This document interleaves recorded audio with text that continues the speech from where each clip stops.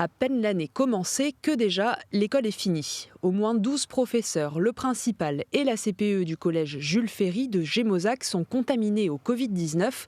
Alors aujourd'hui, l'établissement garde porte close. Pourtant, les transports scolaires restent assurés. 8 autocars attendaient ce matin la sortie des collégiens. Nous, on est dans l'obligation de garder notre circuit scolaire le matin comme le soir. Comme il y a peut-être des enfants dont les parents sont personnels soignants, et il faut quand même assurer un service minimum, quoi. Un service plus que minimum. Une seule élève présente ce matin sur les 450 que compte l'établissement. La plupart des cars repartent donc vides. Mathieu, tu ramènes ton cahier de maths ? Ouais. Qu'on regarde ce que tu as à faire comme cours. L'école se poursuit à la maison. Les parents ont été prévenus la veille de la fermeture. Depuis le début de la pandémie, ils s'adaptent et les employeurs doivent faire preuve de compréhension.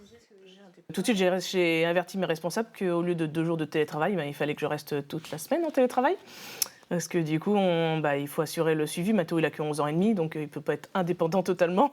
Donc on suit tous les jours, on se connecte à Pronote, on regarde ce qu'il y a à faire. J'ai un autre devoir de PS. Mathéo est en 6e et pour lui, le travail à la maison ne remplace pas totalement les cours en présentiel. À la maison, c'est presque que des devoirs, alors qu'au collège, c'est eux qui donnent les cours. Et ils font des vidéos, plein de choses. C'est quoi le mieux pour toi ? Bon, au collège. En plus du personnel administratif, 10% des élèves de l'établissement sont contaminés. Le collège ne devrait pas rouvrir avant le 25 janvier.